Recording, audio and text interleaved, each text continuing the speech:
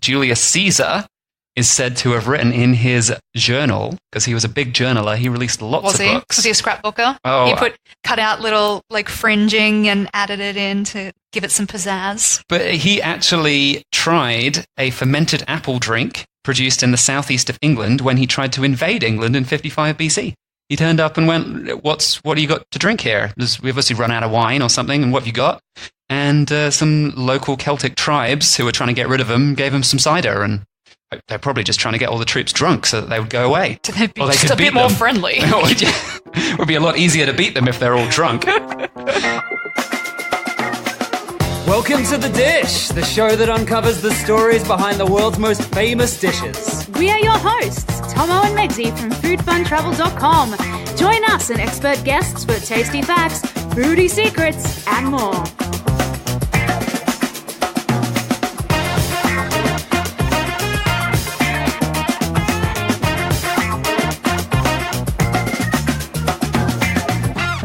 In this episode, the history of alcoholic cider, from the earliest apple trees 50 million years ago to modern craft cider production. We discuss the story of how apples eventually became cider. As well as the earliest cider history from Europe, we discuss the story of hard cider in the USA. And cider actually became the absolute number one most drunk alcoholic beverage in the USA at that time. Wow. So heading for the 17th, 18th century, late 17th into the 18th century, because these apples were just growing everywhere. They were easy to grow. It was the perfect climate. Plus, we try the closest thing to ancient cider still being made today. The guy who makes these, what he does every year, his batches completely vary, because all he does is whatever grows, just picks them all and blends them all together. Oh, there you go. That is that's the most traditional possible way to make alcohol. Yeah, it is. Because it's just whatever apples they got on the tree, just throw them in. Stalks and all, leaves, whatever you've got.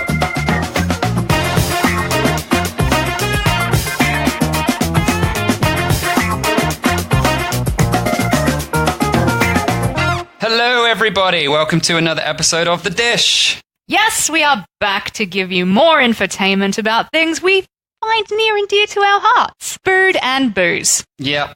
And we're not doing a dish today, we're doing a beverage, which is sort of like a dish. I mean, I can sit down and just drink for a meal. Why not? Liquid meal. Don't they say a Guinness is a liquid lunch? Guinness might be a meal in the glass, perhaps, but today we're talking about cider, which, it's got a lot of fruit in it, so it's part of your 5 a day, right? Must be good for you then. It's got to be good for you. Yes, we are talking about cider, and we're going to go into some of the crazy history about cider. Where did it originally come from? What's going on with it today? How did it get to the point that it is now? But first up, before we even jump into any of that history, we set a few definitions. We always have to set a few definitions because, of course, in North America, cider is apple juice, not the alcoholic beverage that it is elsewhere. Oh, so like a 12-year-old can order a cider in America. Mm-hmm. But if they went in there and they'd be like, in the UK, can I have a cider? They'd be like, dude, seriously. Well, in the olden days, 12-year-olds in America used to drink cider all the time with the alcohol in it. Well, that's because the water wouldn't have been clean enough to drink. More on that later on. But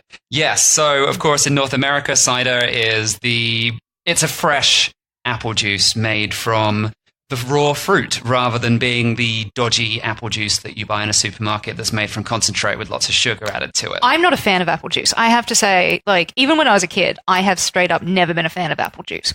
But I'm coming around to a cider, being married to a Somerset boy. Because it's got alcohol in it. Well, yeah, it could be just the alcohol I'm coming around to. I'm yes. still not happy to sit down and drink an apple juice, but I will give cider a try. So that's quite interesting, isn't it? So, yeah, the cider we're talking about today is what Americans call hard cider, is alcoholic cider, and that is what it is in the rest of the world. It's just called cider. That's just cider. Yeah, we just call it cider in Australia. But yeah, so cider can be made from lots of different fruits, but the most common variety is, of course, apple cider. But you can also get stuff like perry, which is pear cider. That's pretty popular in the UK, actually.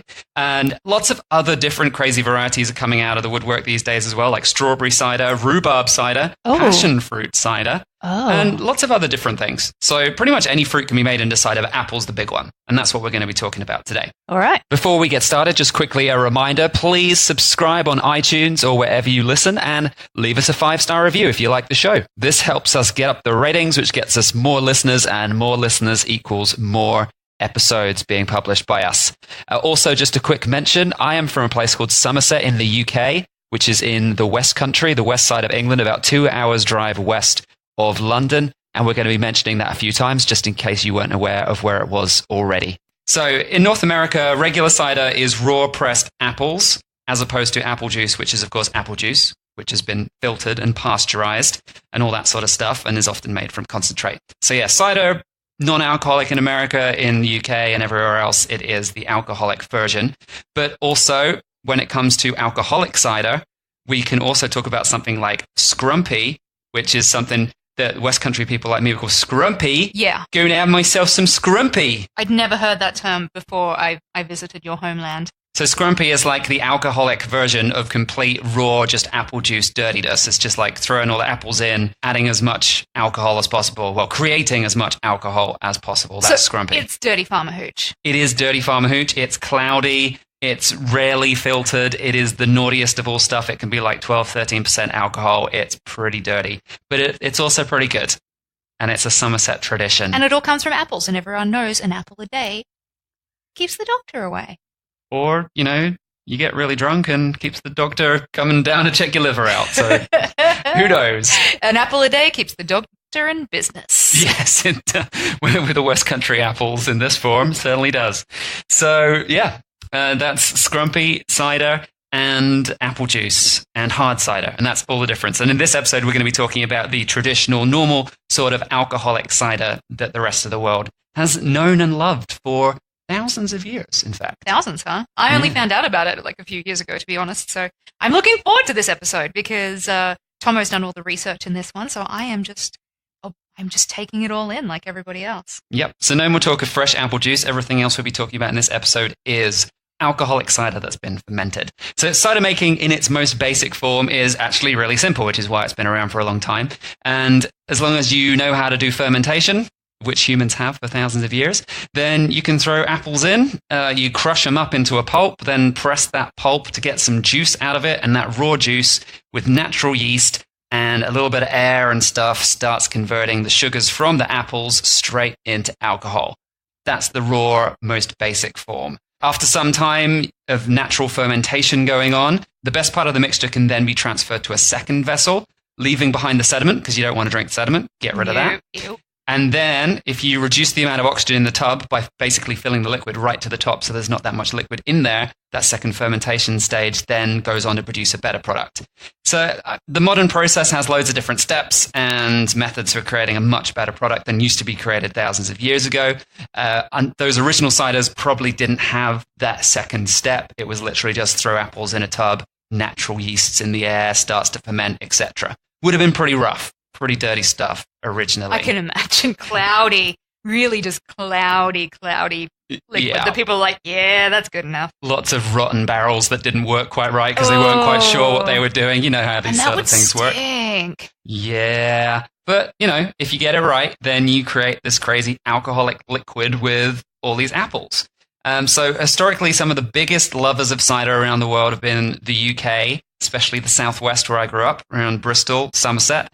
Other counties, Gloucestershire, and most of the south of the UK, actually, because there's lots of apples down there. Also, France, northern Spain. But the question in this episode, to start with, is who actually got on the cider train first? Was it the Western Europeans? Or had cider maybe been produced somewhere else in the world long before that? Well, that is interesting, because, I mean, when you come down to it, it's fermented apples, isn't it? Exactly. So, And that's where we're going to start, because you can't make apple cider without apples. So one of the keys to trying to find... where did apples come from? Where did apples come from? And this is quite a crazy story. The history of the apple, an important starting stage for cider.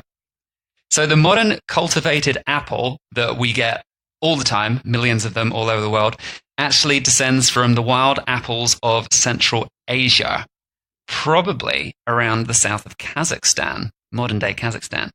No way! Yeah. And the primary ancestor to commercial apples has the Latin name Malus Pumila. Be careful with how you say these things, because there's a lot of Latin names for lots of different types of apples, and they all sound almost the same. So, Malus Pumila or Siversi. Those still grow wild in the Kazakhstan region, and that specific type of apple has been around in that region for at least 6,000 years. That actually kind of blows my mind a bit because we haven't actually been to Kazakhstan yet, but we do have a lot of friends that have been there. But from the pictures that I've seen, I don't recall an abundance of apple orchards. It's not the first thing you think of. No, it's not like, oh, Kazakhstan, yeah, let's go get some apples. I never would have thought that. That's very interesting. Well, actually, the largest city in this region of Kazakhstan is the south part of Kazakhstan, so it's a little less barren maybe than the north part that you've seen photos of, where the capital is. In the south, the city is called Almaty, and the etymology of the word for that city and the ancient etymology of how that word has been derived over time, there's actually some disputed translations, but they all involve apples. The name may mean full of apples, Apple Mountain, or grandfather of apples. The actual name of the city. Crazy, hey? And so the city and region around it have this archaeological history of human settlement dating back to at least around 1000 BC. So the apples were there before the humans were, of course. But actually, some scientists believe that early forms of apple trees may have been around on Earth for at least 50 million years. What? Yeah. So like those vegetarian dinosaurs were just chowing down on some apples? No, this is like post-meteorite. Dinosaurs died, and then apple trees. I know my history. Yeah. Well, it's quite ancient history. You can't keep up on all of it, right? I just know that dinosaurs are old. Jeez. Dinosaurs died out around 65 million years ago, and some scientists at least believe that apple trees were something that came after that in the next stage when vegetation came back and animals and mammals came back. Apple trees were one of the early sort of plants. Cuckoo crazy times. And they actually populated pretty much every part of every temperate zone in the northern hemisphere. They just spread. They just went nuts. Yeah, it just all over the place, all different types of apple trees. And of course, at that point, there wasn't really a human interference going on. No, so it was just a natural process of apple trees just spreading and spreading and spreading. Birds collecting them, taking them elsewhere, and they just like spread across the land. Well, yeah, definitely. Animals were involved. Actually, Are you going to tell me birds went around then? Is that the next thing? That's not part of this episode. Could be a different show, the ontological show. Oh wow, there's a new podcast idea. Welcome to the ontological show, everyone. This is our birds episode. Birds eat apple seeds and then they take them around the planet. Oh, subscribe me now. Sign up now to our Patreon account, ontologicalpodcast.com. Give us some donations. We'll talk more about birds. Sorry to all the bird lovers out there. I just offended everybody. Well, it happens. So, yeah, there's loads of apples all over the planet. By this time we're talking about in Kazakhstan, we're saying like 6,000 BC is when that apple tree was there. But what I'm actually saying is that the apples we have today, the apples we eat today, the common apples, they're descendants from these trees in Kazakhstan. Yeah, that's crazy cool. So all we're saying is that the scientists who've looked at apples have gone, well, the oldest trees that we found that are directly ancestors of apples we eat today all over the world, farmed apples, cultivated apples, come from those plants. There might have been other plants. I mean, and over time, plants have interbred, and of course, there's lots of crazy stuff going on, but those trees are still there. You can go to Kazakhstan, and there is an article about this somewhere online that I read. Some scientists went to Kazakhstan, and they just walked around tasting all these different apples on all the trees from these trees that are genetically connected to the apples we eat today, cultivated apples. Very cool. So those are the closest relatives that we know of. You don't think of stuff we have today as being that old.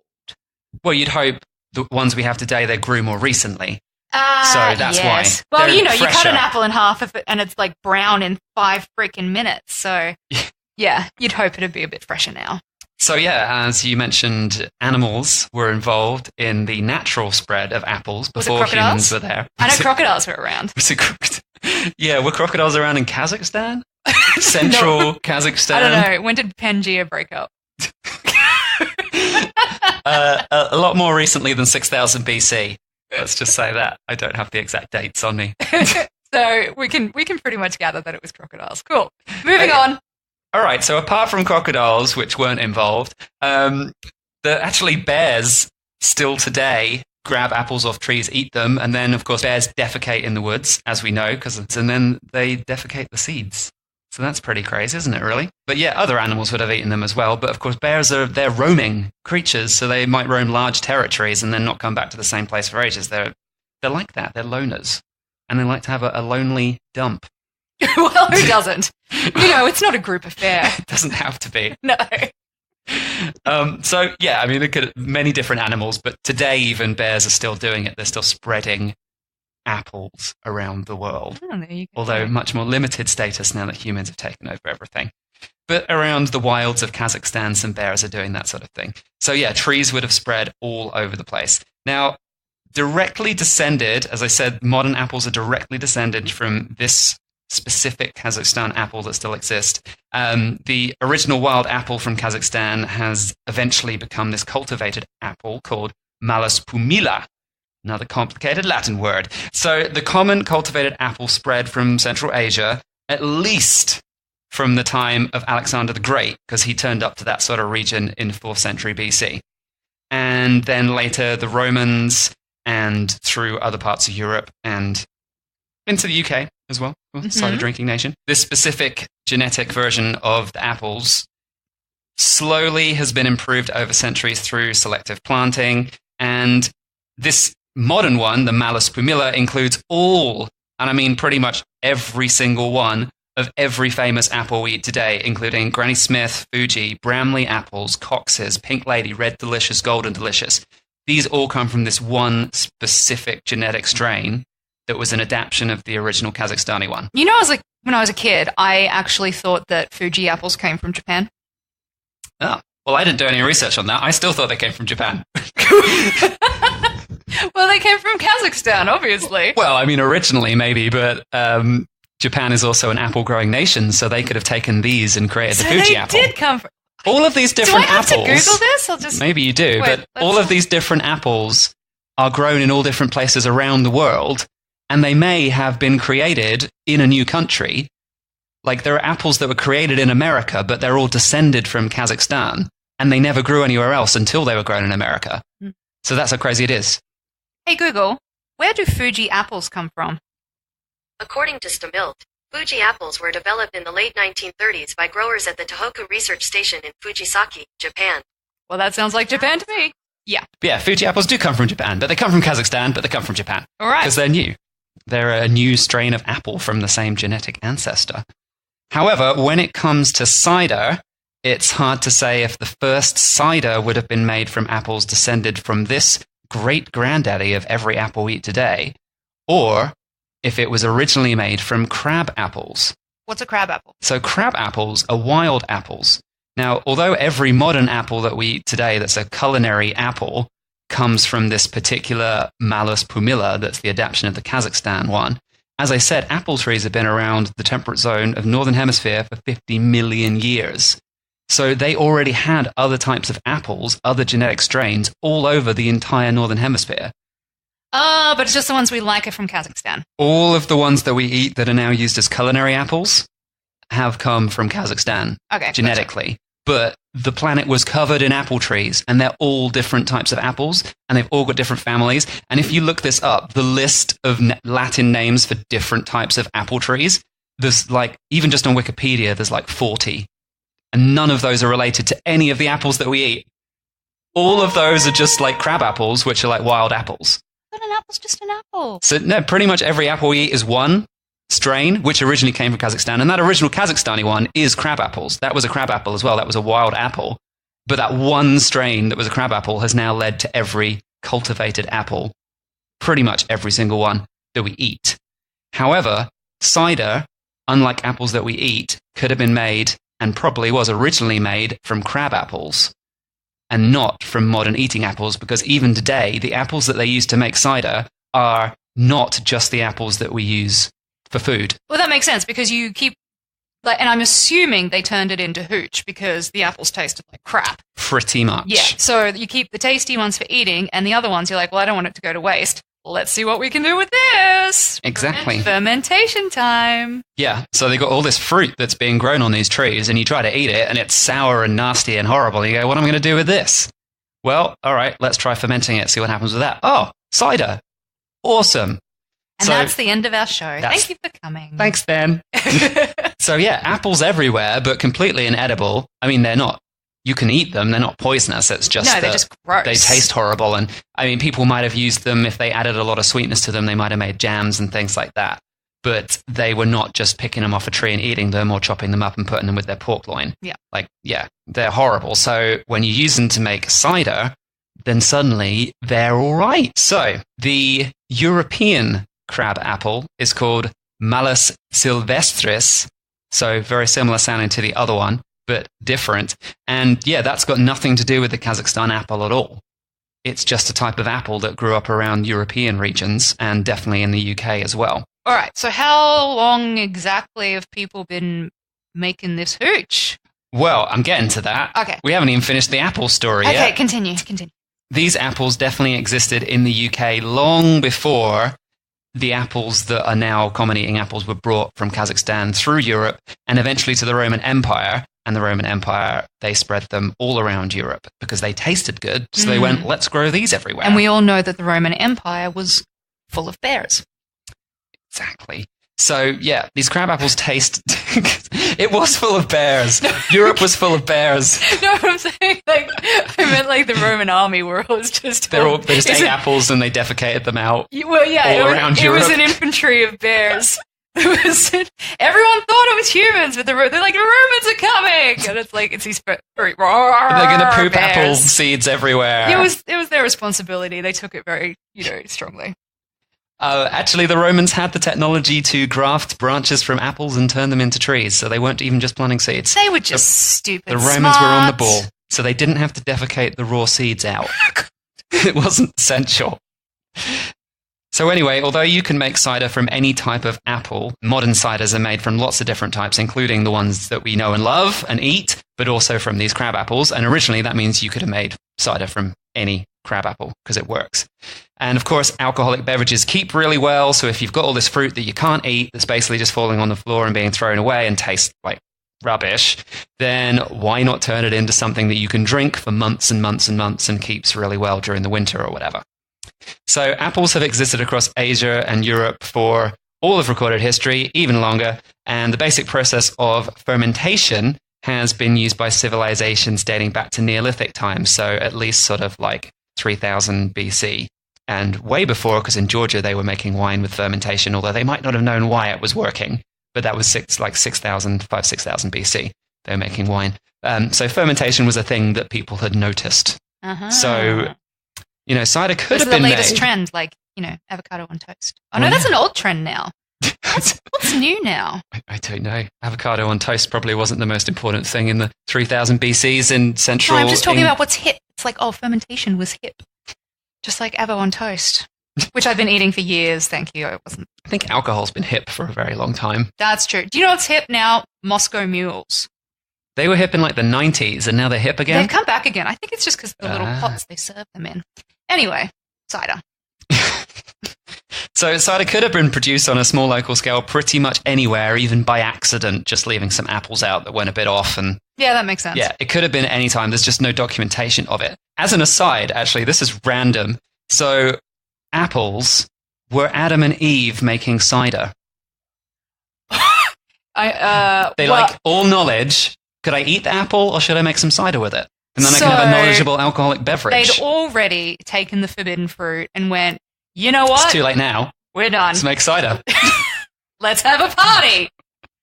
Well, contrary to popular belief, the apple is not actually mentioned in the Old Testament Garden of Eden story at all.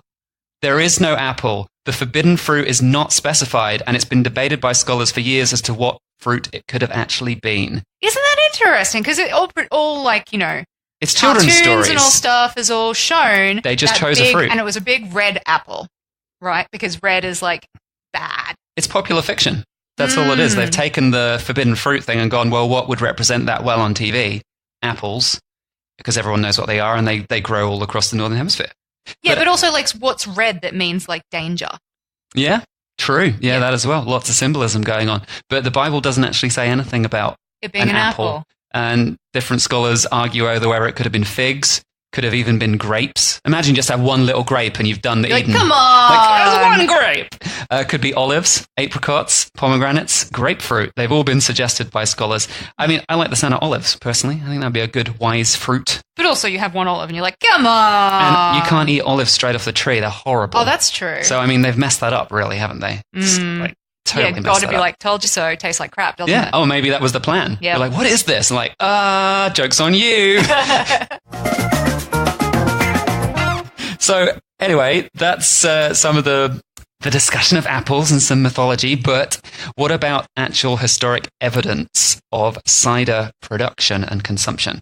So let's look at some of the earliest origins and documentation. So though the origin of simple home production is lost, I mean, we could never really prove when that first happened, there are some early references to cider that are worth considering. So the first one that I've got here is Julius Caesar is said to have written in his journal, because he was a big journaler, he released lots of books. Was he a scrapbooker? Oh, he cut out little like fringing and added it in to give it some pizzazz. I don't know. I haven't He seems like a scrapbooker. I haven't seen his scrapbook. It seemed to be more of a writer. Pressed leaves in there. It could be. Yeah. But he actually tried a fermented apple drink produced in the southeast of England when he tried to invade England in 55 BC.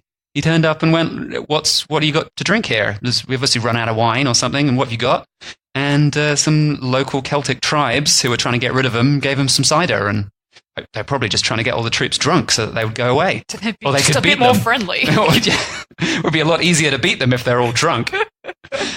So that's the first recorded evidence is Julius Caesar. That's one of the first recorded evidence pieces. We're not there yet. But yeah, the first invasion was a complete failure. Julius Caesar had to go back to France, but he wrote down in his journal that there were these fermented apples being made by the locals, and it was turning it into an alcoholic beverage. And of course, they had plenty of wine in Rome, so he knew what being drunk was like. It wasn't a surprise to him. Indeed. And he went, this apple juice is fantastic. They already had apples around the rest of the world, but he'd never had it as an alcoholic beverage before. Mm-hmm. So the recorded information suggests that as Caesar at that point had already conquered France, which was called Gaul at the time, and he hadn't discovered cider there, but he did when he went over the channel into England, that probably means France wasn't one of the front runners for creating cider, because otherwise he'd conquered the whole of France and he never got a cup of cider. Comes to England for like 3 weeks and cider.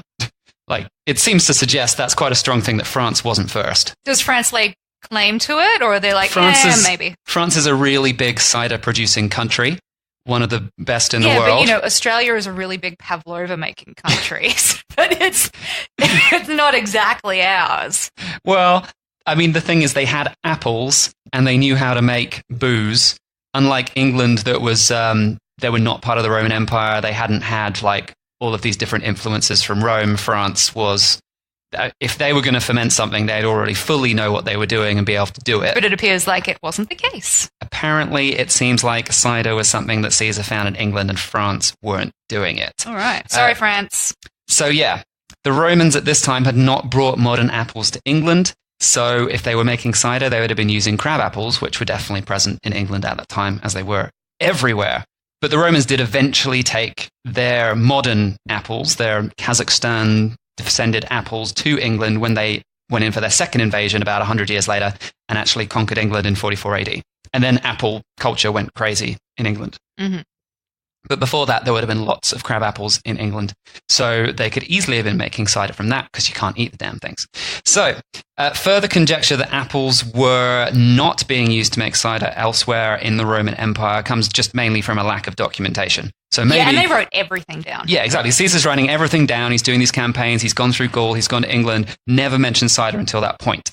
And other evidence also suggests, of course, they had apples, but they weren't using them for cider. Because there's actually some frescoes in Herculaneum and Pompeii, which are the cities destroyed by a volcano when Vesuvius exploded.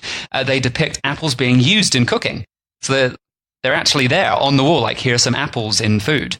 And there's a famous cookbook, which I think we discussed in another episode, by Apicius from the 1st century AD. And he describes apples being used to accompany pork, but absolutely no mention of them being turned into cider at any point. Interesting. So it sort of suggests, yes, they were using apples for food, but no one had thought, hey, let's turn this into booze. I mean, ultimately, England and North Europe has the perfect growing environment for apples. And as with all early history, locals use just products that they've got easy access to. So, and also because if they were already making like wine, why they already sort of had their booze sorted. So it's not like someone was trying to invent the new thing. They already had a massive amount of agriculture devoted to making wine. It was one of their major exports. The Roman Empire exported it around the whole Mediterranean and beyond. It was one of their main trading things. So why start turning everything into orchards when you've already got great growing environment for wine? And wine's actually easier to make. Hence why Georgia invented wine thousands of years ago rather than being Georgians invent the first alcohol, which is cider. Yeah. It's like they invented wine. It's really, really easy to make wine compared to cider. Okay, so what about other regions around Europe that had plenty of apples but maybe weren't growing as many grapes or grains for making beer? Because, of course, the Egyptians were making beer before this time. So beer was a thing that could have existed. I actually didn't know that. Egyptians were making beer before the turn of the millennium, so way before 55 BC. I think it's maybe as far back as 1300 BC. But yeah, because they had lots of grains. They made beer. Obviously, we mentioned that France had great opportunity with apples, but they probably weren't making cider. But one other contesting claim is from northern Spain. So a region in the north part of Spain where the weather wasn't quite as good for grapes, but was excellent for apples. And this includes Galicia, the Principality of Asturias, Cantabria, as well as the Basque Country.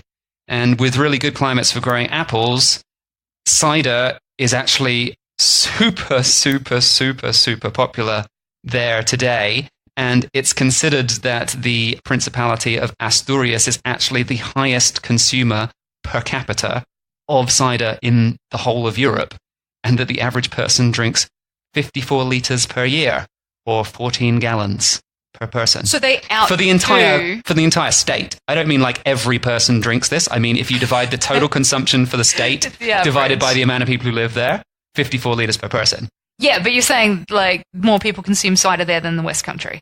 Well, not necessarily because it's a very small area. Oh, okay. What I'm saying is for the amount of people that live there, they drink a lot of cider. So how long has this love of cider been going on in northern Spain? That's the question.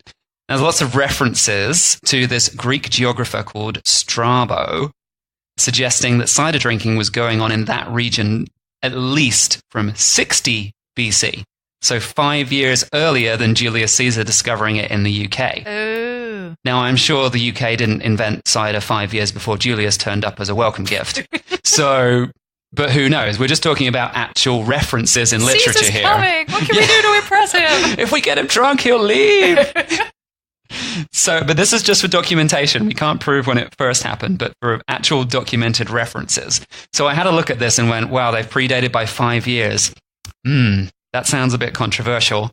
That almost sounds like someone trying to do some marketing for the destination. Oh, is it? Because I thought it could have been, benefit of the doubt is one of those things that, just happened to occur at the same time. Exactly 5 years before, so that it was the earliest one. Actually, now you say that, it's like, So I did a little digging, and this guy Strabo from Greece was born in 64 BC. So barring the possibility that he was sort of some drunk literary toddler at 4 years old writing about his amazing cider experiences on his blog, it seems like any such reference to a 60 BC as the date, nah. It keeps coming up in these podcasts that there's some really genius toddlers getting around Wikipedia. Yeah, a lot of genius toddlers in history, it seems, or more likely just poor historians not putting the dates right, and then it just gets spread around the internet as an internet myth. So his writings on the topic of cider in that region would have been compiled between 7 BC and 23 AD based on his age and his career. So this random date of 60 BC seems to have come out of nowhere. But of course, it's possible that what happened is, Strabo, he actually pretty much hung out in the Roman Empire, and travelers would have come in and been like, I did this stuff, and I did this stuff, and this is stuff, and then he noted it all down and compiled a book based on other people's experiences. So that's true. It's very unlikely that he ever actually went to that region. So perhaps it's possible that someone came into Rome and went, "Oh, well, he wouldn't have spoken like that when he gets to West Country." Like, Anyone who drinks cider speaks like that, right? As soon as you drink it, you get the accent. Maybe he's a little Italian. So Okay. maybe when he comes into Rome and he says, "I was in Spain in 60 BC and I had some cider as an apple beverage." You called it 60 BC? Yeah, I said, "When I was here in 60 BC." And so, yeah, he told Strabo the story and Strabo went, 60 BC, eh? I'll put that in the book. Is Maybe not. it coincidence that Strabo sounds quite similar to Strongbow? That could be what's happened here. It's the original Strongbow. I don't know. Maybe they got the inspiration from Strabo and just thought there'd be a copyright issue, so they didn't try to contest that. So, yeah. Unlike Caesar, who actually definitely went to Britain and drank this and did a journal about it, and his journals were very tight. He's got so many that it's like, this year we did this year we did this. Yeah. Like, his dates are pretty accurate. Whereas the Strabo thing, it's like other people's stories. Who knows? So, yeah, it's possible that North Spain, just like anywhere else, was already drinking cider at that time, but it seems more likely that the UK is going to clinch this one for actual documented evidence. All right. UK is the winner. Congrats, guys. From what I can tell, UK is definitely the first on the cider train with crab apples, and they were loving it. Yep. Choot choot. All aboard the cider train.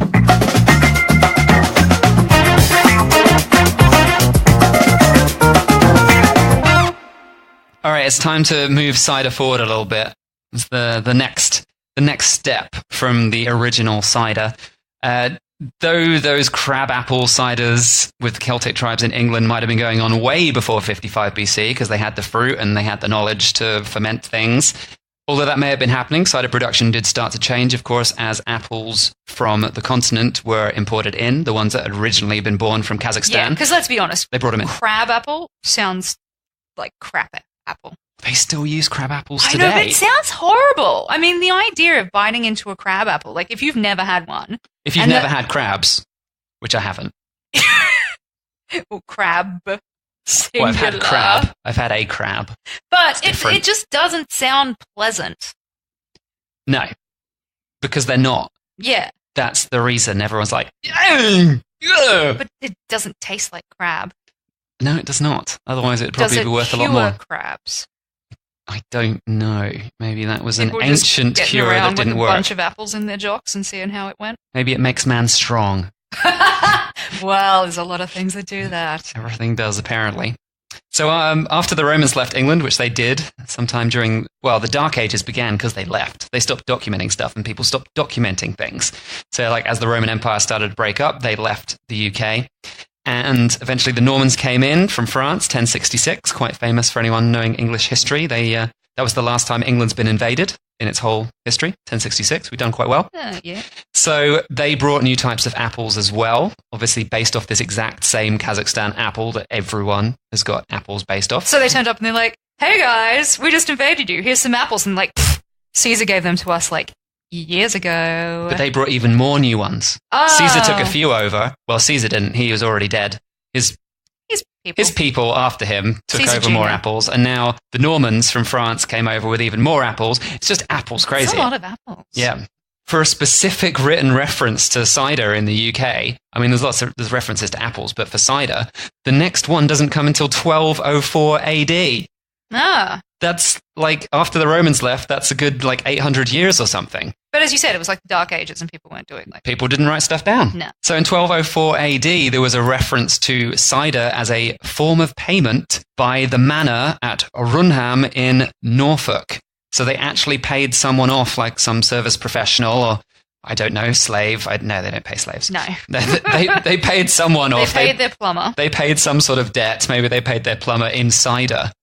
Paying stuff for cider. It's a barter economy 101. Why not? You're like, hey, well, this is what I got. Got some cider. Let's do it. Yeah. That was the first written reference, but after that, it just went cider crazy from there. So monks had preserved the knowledge of cider making throughout the centuries, Good as on they always those do. monks. They don't get laid, but they love drinking. That's monk classic stuff from the old times. Yeah. Well, you know, you got to get your jollies off somehow. It's actually noted that the Bishop of Bath and Wells is the city where I grew up, in the West Country. Mm-hmm. The Bishop of Bath and Wells, it's in the southwest of England. He was the guy who ran those two cities and presided over the religion, as it were. He bought cider presses for his monastery in 1230. So it's like documented that he bought some cider presses. It's all about keeping up morale with your staff. Well, when they're not getting laid, what else have they got to do? Exactly. So yeah, he was doing his bit for the cider in 1230. And also, famous serial monogamist Henry VIII didn't just marry a lot of people, but he also promoted... I actually thought you were going to say serial killer. And then when you continued, I was like, no, you're right. It's both. He's the most famous serial monogamist in history, right? And killer. Yeah. Well, he didn't kill them. He got his executor to execute them and stuff, right? Well, but he didn't get married to two women at the same time. Charles Manson didn't actually kill anyone either, but hey. Now we're a conspiracy podcast. We're the Ontological Bird Society conspiracy podcast. He didn't in the first. No, I think he actually did in the second round of murders. Anyway. Who knows? Anyway, Moving on, we're going to edit that one out. Henry VIII had a lot of wives, but consecutively. So he's a monogamist. Oh, that's just what the history books say. Well, he had a lot of other people on the side, but he didn't marry them. Yeah. And he always had one of the wives on the side before they became a wife. And he was a scoundrel. And that's why he died of syphilis. Yes, and also quite famous. So he promoted more apples. He wanted more apples in the UK and cider. And he Clearly not a cure for syphilis. Apparently it didn't work. Or crabs. So there we go. If you've got any downstairs diseases, apples are not the cure. But anyway, he got his top fruitier. I don't know if that's a word, but like a musketeer, but a fruitier. And it's going out to find fruit. Dante, the fruitier. Yeah, the fruitier. Fruitier. Well, that sounds more French. See, because you said a fruitier or a fruitier. Who cares? Richard Harris was his guy, and he sent him to France to borrow some apples. And he brought back the pippin apple to plant in the UK. So the apples, they already had plenty of apples in the UK, but they went, hey, let's get some more. Let's steal them off France. Henry VIII's that sort of guy. He's like, don't have something, I'll steal it. I'll get it. Yeah. Well, hello, I want what they've got. Exactly. Yeah. I'll try that wife, please. Yeah. I want one of those wives. So as apple production grew further into the 17th century, cider became a very popular drink with the gentry, the popular ladies and gentlemen of the society, often replacing wines. A lot of wine was imported from the continent, so because English wine was terrible at that time. They had it, but it was terrible. So apples, fantastic. All right, let's make this. Let's drink some homegrown stuff. And it wasn't that French stuff. They're like, we don't want to drink that French stuff.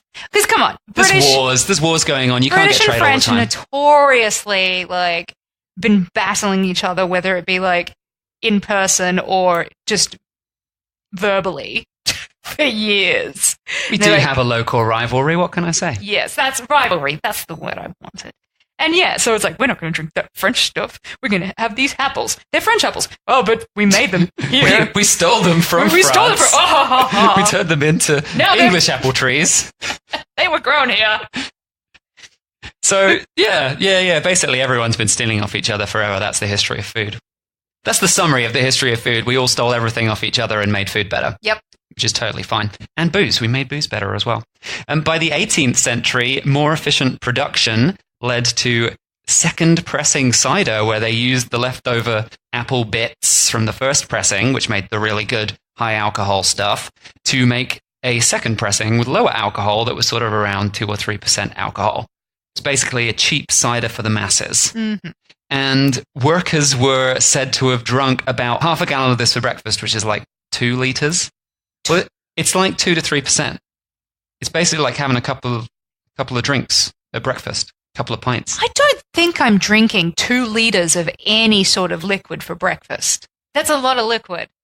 Yeah, but you're going to go out working in the field all day. Some big guys who are going out to work in the fields and they're drinking sort of 2 liters of this 2 to 3% alcohol. I mean, we know if you drink half-strength beer, you can drink 2 liters and you're basically not even drunk. Yep. It does nothing. So if these guys are drinking this every day, half a gallon for breakfast, they can't drink any water, and they're going out in a hot field to tend the fields all day with the sun beating down. No, it makes sense. So they need some liquid. And of course, they didn't realize that alcohol was dehydrating back then. So might not work so well. But anyway, after drinking their half gallon for breakfast, they also then took more with them so they could drink during the day. Of course. Why not? Keep your buzz on. Keep your buzz going. So... yeah, that's it. So cider became like a drink for the people at that point, and everyone was drinking it. That's sort of like 18th century time. So cider, its first post-Roman written record that we mentioned at the start there was 1204, and it was being used as a form of payment.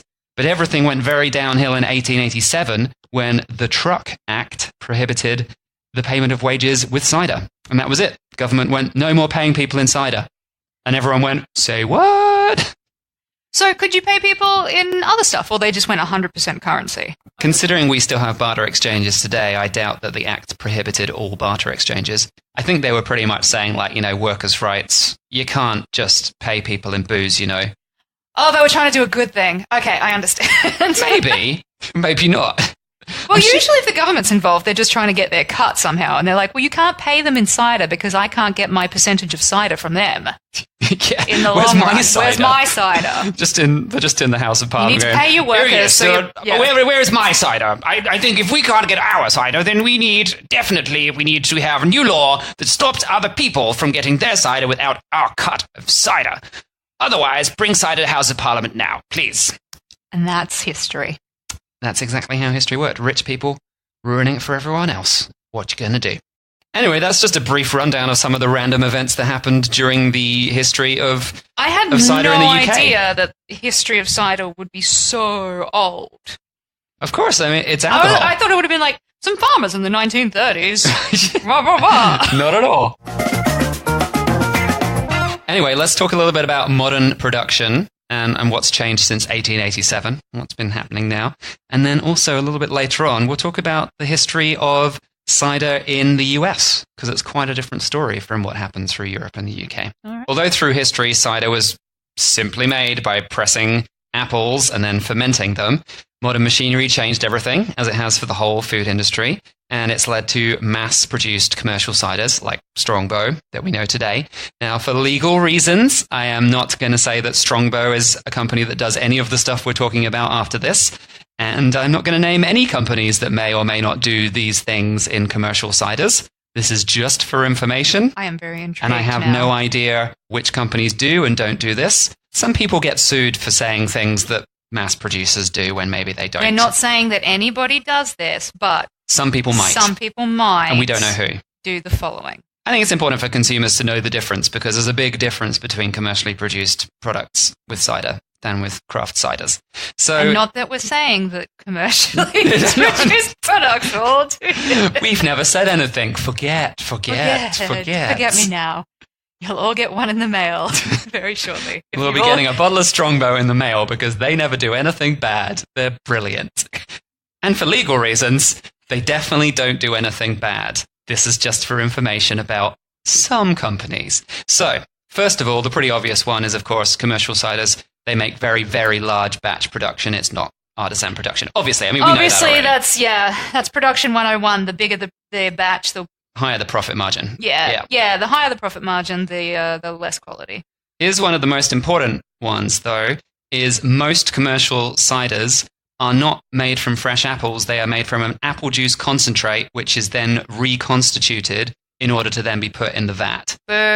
Yeah, so it's basically the worst of the worst We leftover just apples. discussed how many apples there are in this world. Yeah, Just use apples. but this still costs them less because it's all the leftover apples that were too bruised to sell at market, so they Yeah. get the cheapest possible apples. Makes sense, right? It's commercialism. And they often add a lot of additional sweeteners to speed up fermentation and increase alcohol content, Always such read as the label. cane sugar, for example. Yeah. They just throw it in.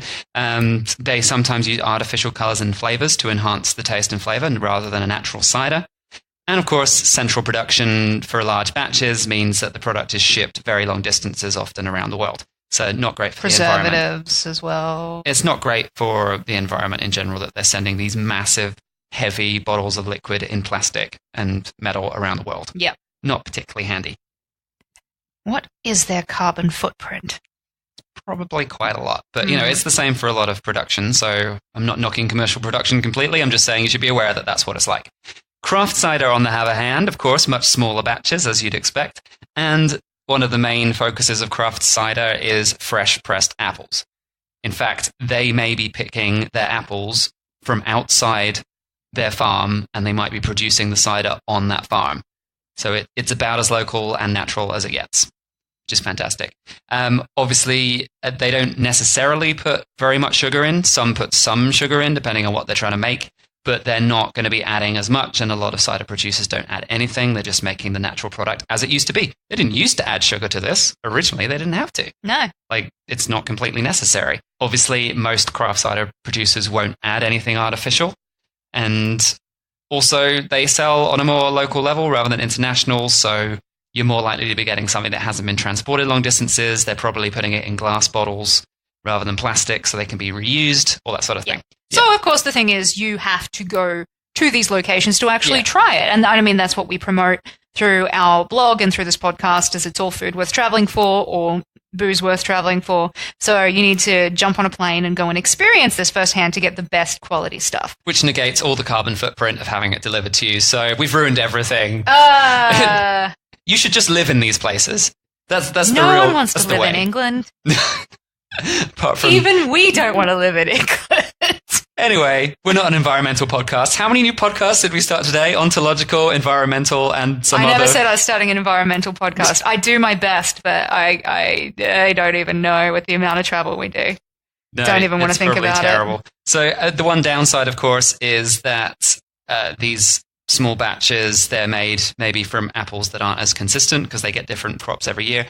So you might get different tasting ciders each year from the same batch. So we stopped off at the Bristol cider shop in the city of Bristol in the southwest of England because we wanted to try out some of these authentic local ciders that are still being made in a more traditional way. And we got a clip.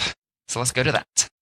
Yep. So you were saying about specific cider apples. Are there certain names for any of those apples that people would know? Or? There absolutely are. So if you look at the bottles over here, there's a lot of single variety ones that are done by this particular farmer, Perry. So Morgan is one of them. So he names them all by their variety names. There's Red Streak, Dabinet. Dabinet's an extremely popular one. I can see initially there's 3 single variety Dabinets here, and there's going to be other ones where they blend them in. So I would say Dabinet's probably the most popular one. People really love a Dabinet. It probably has the smoothest flavour, and that's something that you'll see with every year they do a blind taste test for ciders. Yeah. At the Bath and Wax Show, and they have won 3 years in a row. Harry Cider have with their Dabinet one. So Dabinet's a type of apple. yes. I've never heard of that before. Because it's only used for making cider, apparently. So that's right. why. Yeah. So if you won't see it in the supermarket because they don't sell No, you don't eat apples. it. Yeah. And then we started our cider tasting, eventually making it to one of the most unusual offerings in the shop, Janet's Jungle Juice. Possibly one of the closest ciders in production today that could bear some resemblance to more ancient ciders. Janet's Jungle Juice. Yeah, arguably has the funnest name. Jungle Juice in like Thailand, it will destroy you. Yeah. That's the crazy stuff. So this is my favourite one. It's a really interesting one. And this is still medium dry? Yeah, still medium dry. So this is what I call the Marmite cider, because you either love it or you hate it. It doesn't taste like Marmite though. No. Yeah, I'm not loving it. No, I like that. It's totally different. It reminds me of it reminds me of the unpasteurized beer from Georgia. It does have wine from a Georgia. sort of yeasty hay aftertaste at the end. Yeah. Yeasty finish, but otherwise. But I like yeasty wine, unfiltered, so, makes sense I like yeasty cider. You do. Yeah. So this is a really interesting one because the guy who makes these, what he does every year, his batches completely vary because all he does is whatever grows, just picks them all and blends them all together. Oh, there you go. That is the that's the most traditional possible way to make alcohol. Yeah, it is. Yeah, because it's just whatever booze they've it got behind the counter. In that sense, whatever apples they got on the tree, just throw them in. Stalks and all, leaves, whatever you got. He's the only guy who does. Well, he's the only craft cider producer that does that. So yeah, well, funny guy. It's a cool niche to have if you're the only guy doing it. Yeah, it's true. And if people know what they're getting, and as you said, people either love it or they hate it. So if they love it, they're like, whatever. Yeah, it's true. Yeah. But it's also I've never had someone who tried it and just go, it's all right. They either go, oh, I really love that, or oh, that's vile. Yeah, it's got a tang to it. It's got a tang, it's got the apple flavour, it's got the yeasty sort of flavour that I happen to like. Yeah, I'm a fan. One of my favourite ones so far. All right. I hate Marmite. And yet I poured mine into yours. Yeah, you hate it. So yeah, that was Janet's jungle juice. It was quite intense and quite an unusual yeasty flavour. I loved it. Meg did not like it. I've never been a fan of the yeasty flavours, so it wasn't a great shock that I was not Janet's biggest fan. But we did also try plenty of other less rustic craft ciders, so don't be afraid to go try them. This was just the most extreme one that I found very interesting because of the production method, and the flavour was just crazy. But there's lots of more sort of ones that, you know, they're still using local apples, they're still doing local production and small batches, but they're using more modern techniques. They're filtering things more and making a cleaner, more interesting cider. You have to think of it as like a wine tasting. You're not going to enjoy every wine you taste at a wine tasting. Cider tasting is exactly the same. Yeah, exactly. The Bristol Cider Shop has a very strict policy on only stocking ciders that are produced within a 50-mile radius of their store, which is in Bristol. And most of their craft range is actually unavailable in regular supermarkets because they stock all of these small-scale producers. So you're actually going to find some very unique ciders that you just can't buy anywhere else. And they're also fully licensed. So as well as the tasting sessions, you can go and buy just a pint of cask cider. You can walk in, sit down on their little terrace and have a drink. If you visit England, go down there and you can go to the pub and you can quite often drink some cask ciders out of a barrel. Not just these commercial ciders. You can actually just find them in a regular pub as well. But anyway, if you want to get some more information on the Bristol Cider Shop and anything else we've discussed so far on this podcast, check out the show notes, foodfuntravel.com/cider podcast, and you can get some more information on that.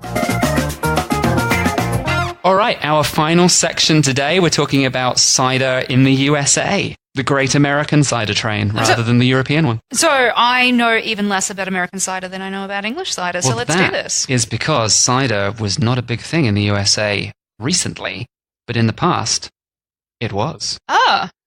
Mm-hmm. So before Europeans arrived in the Americas, they already had crab apples, just like everybody else. What is up with these apples? Crab apples, I tell you, the apples just went everywhere. It's like the meteor hit the earth, and it made this backwards reaction, like everything went in but apples came up. It's because bears were eating them, so they could like walk through Alaska and poop everywhere, and they just kept pooping. Oh, very roaming. It's like the original nomads. It's crazy. It's probably not all bears, but you know. Anyway, they've had crab apples in North America the whole time as well. They didn't have our modern apples until Europe invaded. Yeah. When Europe went over and took over the US, then that's when they got our modern versions of apples. European-style apples. But cider was not being produced by the natives from crab apples. I don't know if they used them for anything, if they just ignored them, but they were not making cider. Okay. That is for sure. So some sources claim that the very first apple trees from Europe were planted in 1607 in the US in Jamestown, Virginia. That's probably not Virginia accent. But, you know, whatever. Whatever. Other sources claim that it was Massachusetts Bay Colony in 1629 who planted their grafts of apples. So yes, they brought branches across from Europe and they planted the branches. They might have planted some seeds as well. It's not really completely clear. But either way, apples became a really important crop, and cider actually became the absolute number one most drunk alcoholic beverage in the USA at that time. Wow. So heading for the 17th, 18th century, late 17th into the 18th century, that's what was happening. It was all cider. Because these apples were just growing everywhere. They were easy to grow. It was the perfect climate. So just throwing the apple trees down, and it became super popular. And of course, because they had no clean drinking water, even the children were drinking it. Of course they were. Yes, it helps them go to sleep at night. Yep. And all day. Yeah. People this is why human society took so long to become massively, massively technologically advanced, because everyone was drunk. I think it's also the problem today with why we have so many ADHD kids, is because no one's boozing their kids anymore. It could be it. So we've controversial. No one's giving them that rum to go to sleep with anymore, but we will give them a hefty dose of medication. And as well as the kids drinking cider, rural communities were also paying their taxes, people's wages, and tithes to the church with cider. Cider was currency. Boozy currency. Yep. Just like it was in England. So it's worked for a while. I don't know if you have it in your notes, but I read that for many years I do know in England, but I don't know about the States, but I guess it'd probably be the same, that kids were actually baptized in cider because the water was not clean. So they would baptize them in cider and be like, the Father, Son, the Holy Ghost, and, don't drink too much on the way down. Boozy baby. Boozy babies. I don't know. Sticky I have not babies. seen this. Sticky babies. If it's like a low alcohol cider, it might be less sticky. Yeah, I don't know. guess. I read it somewhere that, they were baptizing kids in it because, the water was not clean. So, America was big on the cider and big on the apples very quickly. They grew. So it was perfect. Let's make lots of food. And actually, one of America's biggest folk heroes, Johnny Appleseed, took it as his mission in life to create new orchards across America so that no one in America would ever go hungry again, because there would always be apples at least. What was his original name? So actually, his original name is John Chapman. He was not Johnny Appleseed, but he became Johnny Appleseed because he was the apple guy. And today, John Chapman is a very different person. We don't have to reference serial killers on every He only part killed of the show. one person, but, that's fine, then. he went big. He went like, go hard or go home with his killing of John Lennon. So that's probably why they changed his name from Johnny Appleseed to John They're Chapman. like, this can't be an American hero. What can we call him? Oh, we'll call him Johnny Appleseed. Oh, no. But unlike most of the apple trees that had been planted in the US at that point, which were grown from grafts taken from trees in Europe, Johnny Appleseed, and hence the name Appleseed, was the one who went around planting trees from actual seeds because he believed that's what nature intended. So he's like, I'm just going to go plant seeds, which takes a bit longer, but it's... Hey, if more people went around planting seeds, it wouldn't be a terrible thing. Actually, there's an amazing reason why this is so brilliant that he planted seeds rather than grafts. If you plant a graft, then the tree that is born out of that is basically a clone of the original tree. Now, apples actually have a unique DNA that is more complicated than human DNA. They actually, when they reproduce, new trees that are born of apple seeds are so different from the original tree and can be so different compared to humans. It's actually more variation. You can taste an apple from a tree that is grown from a seed from the previous tree, and the two apples will taste completely different. They have crazy DNA in trees. So when we talked earlier about the fact that America has all of these apples that are actually native to America, even though they came from Kazakhstan originally, it's because when he started growing all of these trees from seeds, they created all these new apples. So it just absorbed a different type of soil, different sort of nutrients. No, it's nothing to do with the soil. It's the No? DNA of the seed. Oh. The seeds that are created from apple trees create trees that then grow apples that are very different from the original tree. Wow. So they're all his little mission, humans. he invented new apples inadvertently by planting seeds rather than grafts. Crazy. So, a lot of the apples we have today and a lot of the ones that are most popular in the US are because he went out and planted seeds rather than grafts. Crazy, crazy, crazy. So, And we're going to clarify that he planted them. He didn't just go nomadic like the bears. no, he didn't plant them with his bottom. Okay, good. No, he went around to a lot of different places all around and he just started planting them. He gave seeds to people and it was his mission just to plant all over the US. That's fantastic. Yeah. Go, Johnny. So from 1792 until 1842, Johnny traveled all around America planting seeds, and he helped to grow thousands of new productive apple trees. And from that, more cider. So more cider was coming out of him. But by the late 1800s, which was after he died in the mid-1800s, cider began its decline as being the most popular beverage in the USA, partly because of the Industrial Revolution, which took people away from farms and country living to work in the cities. So orchards were abandoned, which resulted in less production, and the unfiltered and unpasteurized cider that would normally be stored maybe in a cellar to keep it at a temperature so it didn't go off, trying to transport that then to cities where there was no refrigeration, they had problems and the cider wouldn't travel well. And instead, they had a lot of immigrants coming in from Ireland and Germany to the US at that point, late Beer. 1800s, and they went beer, beer, beer. And by this point, those areas of the Midwest that were growing a lot of grain, very easy to grow a lot of grain, and it travels really well. It keeps really well. Yeah. They were just sending that back to the east and whatever. So people living in cities were making beer, and that was like, that's a much better production standard, and beer keeps quite well. Lager keeps very well. So that was it. And the final nail in the coffin for cider was actually the Temperance Movement. And by the time Prohibition was enacted in 1920, the production of cider in the US had slipped to only 13 million gallons a year compared to in 1899 when it was 55 million gallons. So yeah, that combination plus people going like, you shouldn't drink so much, that was it. It was all over. They were like, you can't drink. Yeah. You shouldn't drink so much. Well, you're not allowed to drink. No, but it's pre-Prohibition where people were like, you shouldn't drink so much. And then eventually Prohibition happened. The production had just slipped so much. And by the time Prohibition finished, it just never came back. However, the good news is today it is starting to come back. And people in the US, obviously there's loads of apples there still. Cider production is starting to be a thing again. I was wondering if it would, because obviously craft beer is massive in the United States at the moment. And, you know, even in England and Australia, alongside hand in hand with the craft beer revolution, has been cider. It's not been as strong, but it's just kind of been like an offshoot. And they're like, oh, this was like the cider we're making on the side. So I had wondered if it was a thing that was going on in the States as well. Yeah, well, apparently it is now. So that's awesome. Nice. More craft cider, more naturally produced ciders. Sounds pretty fantastic. Yeah, we'll have to go over and try some. Anyone want to invite us over for cider? We'll come over and we'll do another podcast on fully on American cider and today's influences and, you know, how you can mix it with tones of raspberry. Tweet us at Food Fun Travel and let us know if you produce cider yourself in the US or anywhere, really, and you're producing craft cider. We'd be really excited to hear from you.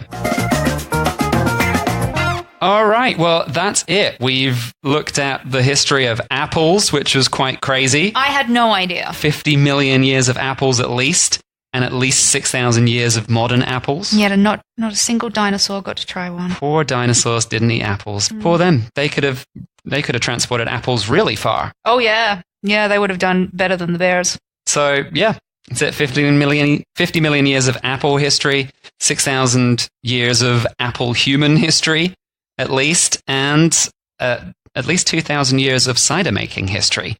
And probably the Celts in England were the ones who really popularized it. But maybe not. Maybe not. We just don't know. People could have just been drinking it in their farm. There could be some just like drunk farmer off in some farmstead somewhere going like, I'm not telling anyone how I made this. This is all mine. Don't know why he's Northern Irish, or I don't know what accent there was. A little bit Irish. A little bit something else. You know what, everyone? I'm sure the accents were not quite as defined back then as they are today. So, you know. Irish Somerset. I'm going with that was Irish Somerset. All right. Yes. Fantastic. So yeah, that's it. Check out the show notes, foodfuntravel.com/cider podcast. And also, if you want to become a patron and help us make more shows, because right now we're doing like 10 or 12 a year, but we could be doing more than double that and researching more foods and more drinks and more interesting things if we had more funding for this. So you can be a patron from $1.50 a month. And that gets you some bonuses as well. We got some episodes on Worcestershire sauce. Yes, which is actually more interesting than you'd think. Yeah. Actually, we've sort of delved into condiments a bit with our mini episodes, and they actually have kooky backgrounds that you would not believe. Yeah, Tabasco sauce as well. It's one of our mini bonus episodes for patrons. So come join us at foodfuntravel.com/extras. That will send you to our Podbean account, which has our Patreon information, and you can sign up for $1.50 a month and get those bonus episodes. Plus, like, the main thing is it means we're going to make more shows. If we hit our targets and we get some funding from you guys, we're going to be able to sit back and go, yep, we've got a bit more time to do this. We don't have to work as hard on the blog, and we can just do more podcasts, which will be awesome. Yep, and the main thing, as you guys know, is we like to actually travel to these destinations and speak to the people firsthand, which is not cheap.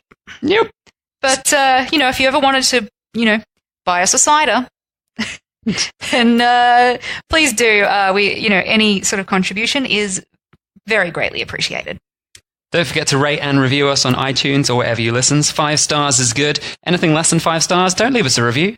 Listen to a different show. If you don't like the show that much, listen to something else. What are you doing? What are you doing? You got limited amount of time in this life. And Stop don't be one of those it. people on Amazon that thinks 1 star's the best. What's up with these people that's like, best product I've ever bought. I use it every day. 1 star. Well, they probably drink a gallon of cider a day. 17th century people who just learned how to use the internet drink a gallon of cider and then go 1 star. I love this book. But also people that think like 1 is the best. I'm number 1. I must leave 1 star. They're number 1. Bizarre. Anyway. Sense, what do they think 5 is? Where it's like all filled out and beautiful. I don't know. I've never understood it. It doesn't make any sense. So you can't help people all the time, can you? No. Anyway, but you can help us by leaving us a 5-star review. Just help us. $1.50 a month. Cost you barely nothing, but it makes a big difference to us. So cool. That's the end of the cider episode. Thanks for listening. Don't forget, head over to Bristol and head over to the southwest of England. It's some of the best cider production in the world.